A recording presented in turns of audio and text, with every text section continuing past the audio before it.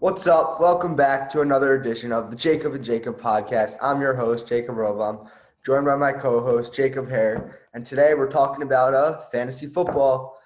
Football coming back next Thursday. Big game on Thursday night with the Houston Texans headed to Kansas City to take on the Chiefs. And that kicks off the NFL season as well as the fantasy football season. Everyone is getting their drafts in now and getting ready. And we're here to give our input on it. So, Harry, why don't you get us started with sleepers for this season? Well, actually, I have a quick announcement. If you haven't already, go to our Instagram page and check out our Madden 21 giveaway, which will be announced on our next podcast. We're going to be talking about the NFL season. But let's go to sleepers. Big sleeper I have for this year is Gardner Minshew. Look, Gardner's in a terrible situation in the Jaguars, but that doesn't mean the Jaguars aren't going to pass-first offense this season. They just released Leonard Fournette, which was kind of surprising to most fantasy football players and NFL fans across the world. But Gardner's going to be passing the ball a lot, and it's not like he doesn't have talented receivers. You got D.D. Westbrook, who was a stud at Oklahoma, DJ Chark, who was a stud last season and even made a Pro Bowl, and you also got Chris Thompson, running back, who was with his offensive coordinator, Jay Gruden, in Washington. And Chris Thompson, if he stays healthy, he's a passing down back, which I think is going to improve Gardner's stock. And honestly, here's a bold take for you. Gardner finishes a top 12 quarterback this season. So go make sure and you get Gardner Minshew in your drafts. Yeah, I mean, I certainly I think Gardner Minshew a very dynamic player as he can throw it and he can do it with his legs. But I mean, I don't know if the pieces around him are really that great. That he's fine quarterback. He played well last year. He wasn't terrible when he was also a rookie, so he definitely is going to improve. Yeah, I can certainly agree with that. And I think having a vet running back like Chris Thompson, a receiving back in particular, who if he gets in trouble, he can dump it off to him and feel confident that Thompson can get there, make a catch, and make a play. So, yeah, I think that'll certainly help him. And like you said, losing Fournette, I mean, it sounded like it was bound to happen eventually where he didn't seem happy. I don't know if we expected him to be cut right away and be sent off. But, yeah, I think Minshew, potential sleeper. I don't know about top 12 quarterback. I would put that in like that's why I made a bold take. But very bold takes. But yeah, and one sleeper for me, it's got to be Drew Lock for the Denver Broncos. Okay. He's getting some hype. I mean, some people, a lot of bets for him on to win the MVP of the league. Whoa, a lot of bets for Drew Lock to win the MVP. Who's making that bet? A lot of people have bet on that. All right, that's a waste of money, but go on. Yeah, I agree with you, but yeah, a lot of people have bet on him to win MVP. A lot of people think in that new revamped Denver offense he can be special. But I think he's definitely a sleeper. I think he can finish as a top 12 quarterback because I mean there's weapons around him. They've added some receivers. That offense looks a lot better. They have two very very solid running backs that can help out the young quarterback. So yeah, I think. There's a guy that a lot of people are looking to step up in Denver and be the quarterback of the future. John Elway certainly thinks he's found his guy for the next 10 years. But, hey, he's got to show it, and it starts with this season because if he doesn't have a good year, then they're going to move on from him and they're going to bring someone else in. Because also, one more thing to add, if he doesn't have a good year, there's a good chance they're going to be picking at the top of that draft and they're going to select his replacement. I would definitely have to agree with you there. But another sleeper for me, moving on from quarterback sleepers, Zack Moss, running back out of Utah, and now he's a Buffalo Bill. Look, there's been reports that I've seen that Devin Singletary's had fumbling issues in camp and the scrimmages and just in camp in general. I think that it's Singletary's job to lose. And Zack Moss, he showed at Utah he can handle the load. And I think Sean McDermott will utilize Zack Moss in a way that will make him fantasy relevant. So that's why I'm on the Zack Moss hype train this season. Yeah, and I think he could be a guy that comes in and gets some goal line touches. Yeah, for sure. Some touchdowns. And if Singletary struggles, Moss, if he comes in and he sees the moment and takes over and plays well and runs the ball well for Buffalo, it could be the end of Devin Singletary. And so Zack Moss, definitely someone you're going to want to pick up in later rounds. I would say no. Take a flyer on Zack Moss. Trust me, it will pay off when he's a league winner. Yeah, I don't know if he's going to be a league winner. Hey. There's been so many league winners in recent years that it's just been crazy. Zack Moss very well could be a league winner. Yeah, but he's a guy. He's not going to start the season off as the starting back. So that's why he's a league winner. He wins Yeah, you playoff games. You but just have to still, I get to don't the know. playoffs. It's not like you're putting him on a team with like an elite O line. The Bills O line's fine, but It's above average. Put it this way: they just gave Deion Dawkins left tackle out of Temple a huge deal, and Deion Dawkins has been fantastic the past couple years. yeah, I can. I agree. So it'll be interesting to see what happens in Buffalo. As will one more thing in Green Bay with their running back situation with Dillon, who they run in. So it's like Aaron Jones sort of like comes off this incredible season, and now they bring in another back. They didn't draft a receiver. Leaves a lot of questions about that team and that offense. Can Aaron Rodgers still play at an elite level? Will Aaron Jones be the starting running back the entire season? Do they think A.J. Dillon is their guy? Well, let me talk about AJ Dillon for a second. AJ Dillon, look, he's gonna be have an okay season, but AJ Dillon was brought in because Aaron Jones' contract's up after the season. So I believe that they won't extend Jones and AJ Dillon will be the man this year. So if maybe you're in a keeper league or a deeper league, there's so many leagues out there. I can't pick specifics, but draft Dillon in the later rounds. And Dillon will be a good keeper next year because Jamal Williams, the other running back in Green Bay, he's terrible. He's out of the picture. But AJ Dillon, he's a very good player. And I remember at Boston College, he was just lighting up the ACC. So I would take a late round flyer on AJ Dillon because if Aaron Jones goes down or something, maybe he gets traded this year just because of the contract. AJ Dillon's going to be maybe an RB1, RB2. He's going to be very good. Yeah. And another sleeper I like on the Packers is Alan Lazard, wide receiver. Look, they didn't draft the wide receiver as you said, and they signed, Devin Funchess, but Devin Funchess opted out. So it's really Adams and Lazard on the opposite sides of each other. So I think Lazard could have a fantastic year. Maybe end up being a flex or a wide receiver 3 if you're in a deeper league. Yeah, I certainly agree. And we saw some glimpses of Lazard at the end of last season when Adams went down earlier in the season, and then when Lazard sort of continued to play well throughout. And I think he showed that he can be a reliable target for Aaron Rodgers. He's obviously not the number one receiver on that team. Adams, one of the best receivers in the league, he has that spot all locked up. But yeah, I think that Lazard certainly could step up for them. And it'll be interesting to see how Aaron Rodgers distributes the ball Mm-hmm. throughout the offense. And another sleeper I have, my last sleeper before we move on the bus. Look, news broke this morning. The Washington football team just released Adrian Peterson. That opens the door for opportunity for Antonio Gibson. And look, in the North Turner offense where we saw Christian McCaffrey flourish in fantasy football, Antonio Gibson very well could put together an RB2, RB3 flex kind of season. He's going to get catches. He's going to run the ball. I really like Antonio Gibson this season after I found out the Adrian Peterson news. So if you haven't had your drafts yet, or maybe you did have your drafts, go out, trade for Antonio Gibson while his stock's as low as it's going to be all season. Yep, once again I certainly agree with that. So moving on to some potential busts for this season. Why don't you start us off? All right, so a potential bust I have this year is Josh Allen. Look, I like Josh Allen. He's a fine quarterback. I had him in a couple of leagues last year, but he's being drafted way too high in leagues. I don't think Josh Allen – I think Daniel Jones is a better pick than Josh Allen, honestly. Look, Josh Allen got all those rushing touchdowns, but now you bring in Zack Moss for the goal line back. Takes a lot of opportunity away from Josh Allen. I know he got digs, and I know that, but he has accuracy concerns too. So I don't think Josh Allen is well worth the quarterback 10 pick maybe.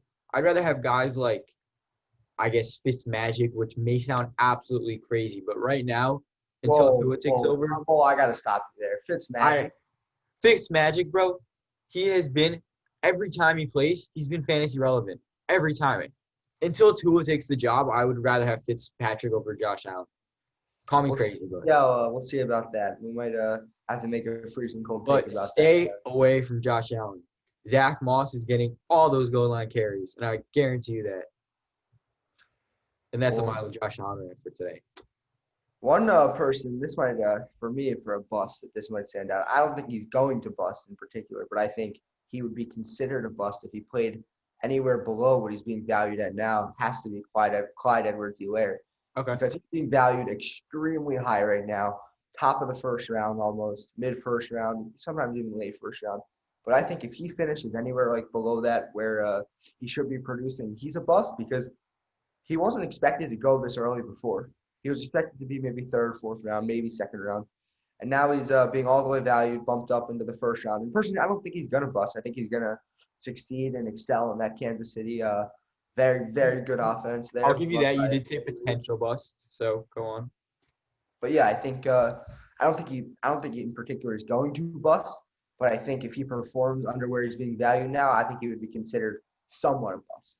Okay, so let me talk right now. If Ezekiel Elliott finishes anything below a top 6 running back, he's a bust. Clyde Edwards-Helaire walked into the perfect situation. He's the first running back in SEC history to have 1,000 yards and 50 catches, and that fantastic LSU offense, maybe the greatest college football offense of all time. And look, guess who's head coaches? Andy Reid, Big Red. He has produced the most RB1s during his career for fantasy football out of any coach in NFL history. Andy Reid has flourished with guys like Deuce Staley, Brian Westbrook, Shady McCoy, Kareem Hunt. And last year, when Damian Williams played over 65% of snaps, he was a top 15 running back. And Damian Williams is not a very talented running back. As we've seen, he's been a backup most of his career. But Clyde Edwards-Helaire has all the talent in the world to finish as the running back 1 this year. He could finish, honestly, better than Christian McCaffrey. But maybe if they ease Clyde into the action more than we think they are, he won't finish that. But if I've seen reports where it's going to be the Clyde Edwards and Patrick Mahomes show in KC. But if that's not the case, Clyde Edwards-Helaire very well could bust. I'm going to have to agree with you there. But if he doesn't, if he lives up to the hype, Clyde Edwards-Helaire is the number 1 fantasy pick next year by a mile. Over Christian McCaffrey and over Saquon Barkley. Very possibly. Very possibly. I'm a Clyde Edwards-Helaire supporter. I've been on the fan train since LSU, since that Alabama game where he just went beast mode. And I think Clyde Edwards-Helaire is going to do wonders in the NFL. Yeah, I think I certainly think. I don't think he's going to bust. Like I said before, I think he could possibly, but I think in that offense, just so set up, like you said, the perfect situation for him. He has the opportunity to go in Super Bowl winning team from last year, play with the best quarterback in the league, the one of the future, probably going to win another MVP eventually. He won MVP 2 years ago, just won the Super Bowl. Oh, his hand's going to be full of rings by the time he retires. Yeah. So I think you're looking at a guy who's going to be in Kansas City for a long time with his new buddy, Patrick Mahomes. So, yeah, I think he's in the perfect situation to get started with his NFL career and become one of the top backs in the league. And let me say something else about Clyde Edwards-Helaire. I was watching his film in college, and before I watched it, I was thinking, what if this guy isn't a good pass protector? Clyde Edwards-Helaire is going to be on the field a lot because he can protect the quarterback. And when you have a $500 million quarterback, you need a running back on the field that can pass protect. And Clyde Edwards-Helaire is that. So that's why I personally also am a big CEH fan. But another potential bust for me, honestly, I think Ezekiel Elliott very well could bust this year. You see Mike McCarthy coming. I'm not saying Ezekiel Elliott's going to have a bad season, but you see Mike McCarthy coming in, and I was reading a report the other day that Zeke would be open to sharing carries with Tony Pollard. Look, I see Zeke's being drafted as the RB3, but I would rather have guys like Kamara, if he plays. The whole contract situation is just messy right now, but if he plays, I'd rather have Kamara. I'd rather have Clyde Edwards. It looks like he's going to play. I mean, he practiced the other day. Yeah, but you never know. I'd rather, if Dalvin stays healthy in his contract, rather maybe have Clyde, rather have Derrick Henry. I'm just not a fan of running backs in a Mike McCarthy offense. And maybe it's because I'm a Cowboys hater and I'm a little biased, but stay away from Zeke if you have the 3rd pick or the 4th pick. Go Kamara, Clyde, Dalvin, Henry. Just stay away from Zeke. Yeah, I'm not sure how I feel about that. I think Zeke is one of the top running backs in the league. He's one of the top, but it's fantasy football. In real life, Zeke's one of the best running backs in football, no question about it. But real life is a bigger difference than fantasy. And another guy that I have busting this year, Chris Godwin, wide receiver, Tampa Bay Buccaneers. Look, Chris Godwin was in some scoring formats the wide receiver 2 last year. I don't think he's going to finish as that, and I see he's being drafted in the 2nd round. I could see him maybe having a top 15 finish, but there's no way he repeats what he did last year. So try to avoid Chris Godwin unless you get him for the right price in the 3rd round. Well, I mean, that offense on paper, to me, is the best offense in the league. Oh, yeah, for sure, but paper. So I think when you have that many weapons around Brady, that be on one guy. So Godwin, attention's going to be on Mike Williams. And also, you got to remember, Gronk is a huge target over the middle of the field. There's going to have to be some added attention to him as well. We'll see how he does. But I think Godwin is set up where he can continue to excel. And I think he can even take it Mhm. better. So I have to disagree with you. I don't think he's going to bust. I think I think in that new offense, a new quarterback, I think he's ready to excel and be even better than he was last year.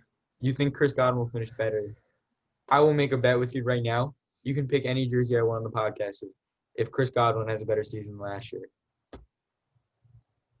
I will make that bet All right right, now. deal. Deal. Let's All right. All right, let's do it. You heard Let's that do bet it. I'll here. shake. Virtual. Yep, virtual shake, social distance, 6 feet. All right, but any more busts from you before we move on? Yeah. Uh, No, I think we're good. all right. So let's move on to breakout candidates. Give me some of your breakout candidates that we could see flourish this season. Two receivers that I have my eye on is A.J. Brown in Tennessee, who just showed that he's a very good receiver at the end of last year and that he really started to take off. The second is Calvin Ridley, and I think he has a chance to be the Chris Godwin of last season. Here's how I view it. Calvin Ridley, young receiver this year. Chris Godwin, young receiver last year.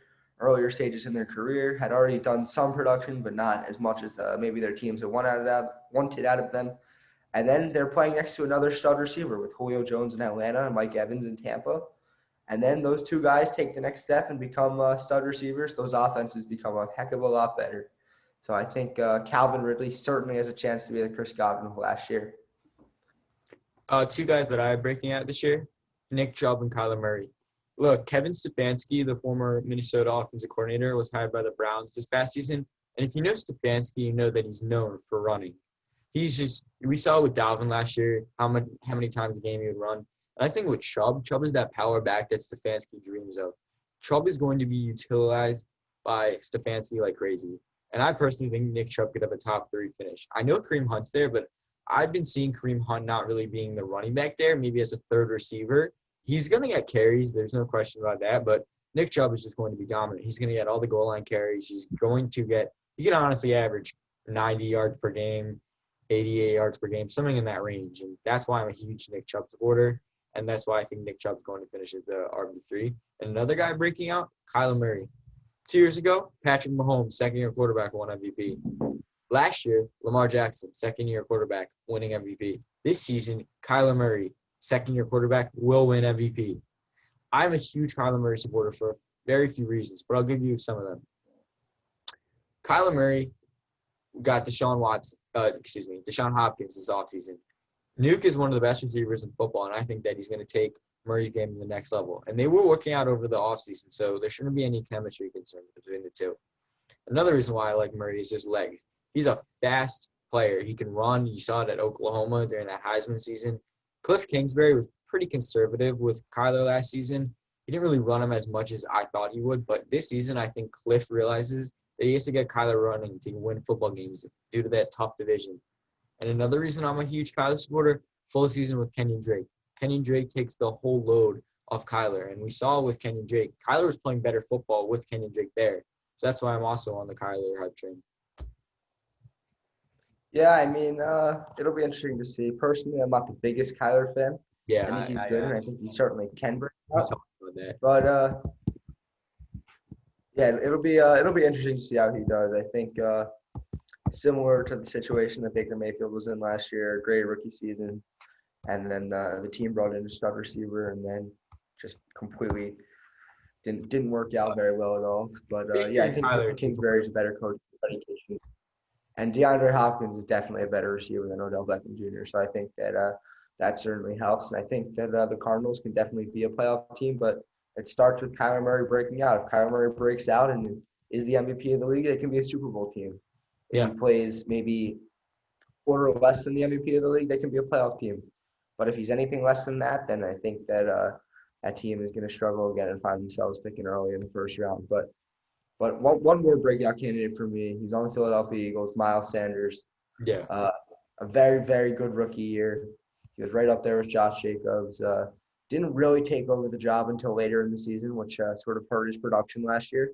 But once he took over the job, he really started to produce well, put up yardage, and he's a dual back. He can catch the ball, he can run the ball, so that certainly helps. You're seeing these backs now in the league with McCaffrey, Barkley, even and with Sanders having receiving backs. Look how good McCaffrey was last year as a receiving back, 1,000 yards receiving and 1,000 yards on the ground. It's incredible. These types of backs are taking over the game, so I think Miles Sanders is definitely someone who's destined to break out this year. He says he felt like he should have been an 1,000-yard rusher last year. He said he felt like he missed some opportunities. So he's hungry. He's ready to work. A little injury here in camp, but the team says he's ready to go and he's ready to roll. So that's good for the Birds. And, I think Sanders is ready to be a top back in this league. So you talked about Christian McCaffrey. Is it acceptable to take anyone besides McCaffrey with the first overall pick? No, it's not. Okay. Except maybe Saquon Barkley, but I still like what McCaffrey did last year. He didn't get injured. He's definitely going to regress a little bit, but yeah, all signs point to him having another monster season. Here's a guy, he's young. His legs are still good. He hasn't had any major injury recently.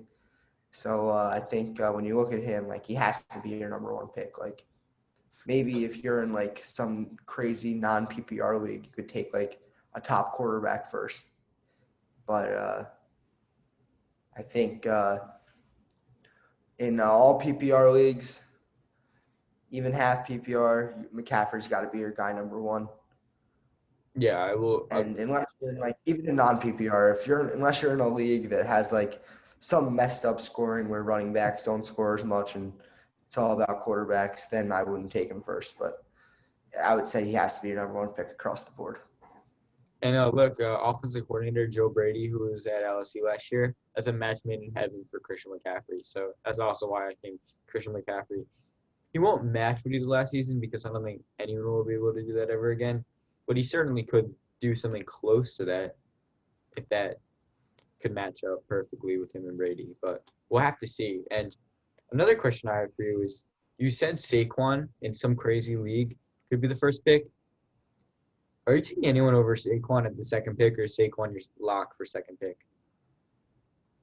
Saquon's my lock for second. The only guy I would take over him is probably Ezekiel Elliott, but even that I wouldn't do. So I think McCaffrey, Saquon, number 1 and 2, it's got to be.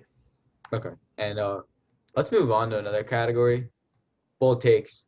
Give me 10 bold takes for the season. Bold takes. Bold take is Kyler Murray wins the MVP of the league. That's a bold take, I would say. Yeah. Another bold take, I would say Aaron Rodgers wins the MVP of the league. So I think co-MVPs or just – you think they can win co-MVPs or?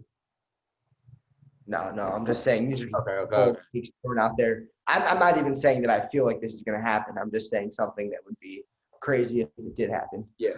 Another take, I would say Detroit Lions win the NFC North. Whoa, Matt Stafford this is a fantasy podcast. Save that for next week. We're doing our NFL next week.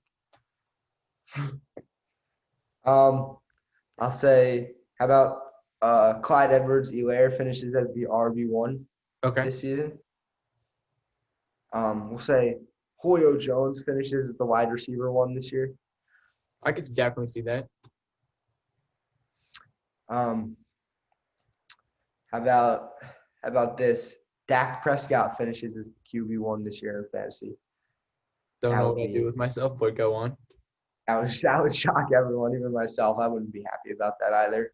Looks like Dak actually will get the money he deserves if that happens. That happens, he's going to get paid. I'm trying to think what else here. Chris Godwin finishes the top 3 wide receiver in fantasy this year in Tampa. Mm-hmm. How about Rob Gronkowski finishes as the 3rd-ranked tight end in fantasy this year? For a guy who took back with Brady. Pretty bold take. That would be something. And how about Jimmy G finishes as a top 10 quarterback this year? That's a bold take. I didn't know handoffs count as a point, but okay. And how about one more thing? Christian McCaffrey wins the MVP of the league. Okay. It's a bold take because his Panthers are atrocious. But if he can somehow put together an unbelievable season, McCaffrey very well could be an MVP candidate. But let's go to my bold takes. Atlanta Falcons newly acquired tight end Hayden Hurst finishes the tight end 3. You saw last year that Austin Hooper was getting close to 20% of the target share last season. Hayden Hurst is just going to come in and take that. So I personally believe that Hurst has all the tools for breakout season. He is athletic, he's good hands, and he's a good pass blocker. Everything that you want in your tight end. So that's why I'm a huge Hayden Hurst fan. And go out and get Hurst before you get guys like Gronk, Evan Ingram, Tyler Higbee, all those guys. Another bold take I have, I said it earlier in the show, but Minshew finishes a top 12 quarterback. Look, I gave all my Minshew points earlier in the podcast, and I'm not going to roll through them again just to save time. Another bold take that I have for this season, Jalen Reagor finishes the best rookie wide receiver ahead of Judy and Lamb and Jefferson. And he's going to show the Vikings that Reagor was the pick over Jefferson. And another bold take, Miles Sanders finishes the RB1, and Clyde Edwards-Helaire finishes the RB2. Not crazy, could happen. Think they'll finish better than McCaffrey, as my bold take. And also, Teddy Bridgewater, McCaffrey's quarterback, finishes a top 15 quarterback this season. And that happen. Yeah, definitely. I like Teddy this season. I think he's fantasy success written all over him. And another bold take I have for you this year, Jared Cook, Saints tight end, finishes outside the top 20. He's going to regress. He's an older guy. The Saints drafted a tight end in the draft this season, and they added more weapons. So I just don't see Cook producing as much this season. And my last bold take for you today, before we move on, Jarvis Landry finishes outside the top 35 as a fantasy wide receiver. Wow. Jarvis, he's a guy who produces, and I'm a big Jarvis fan, but just not this season. I just don't see him replicating that with a Stefanski offense. Well, that's interesting. We'll see. Yeah, so thanks for watching. Tune in next week to our NFL podcast, and make sure you check out our Instagram. And on that podcast, we'll be announcing the Madden NFL 21 giveaway on either Xbox or PlayStation, depending on what console the winner plays on. So we'll work it out with the winner. You can still enter on our Instagram at the Jacob and Jacob Podcast. So give it a look, enter, and we'll see you guys next time. And good luck with your fantasy drafts. Kick ass this season. Yes, sir.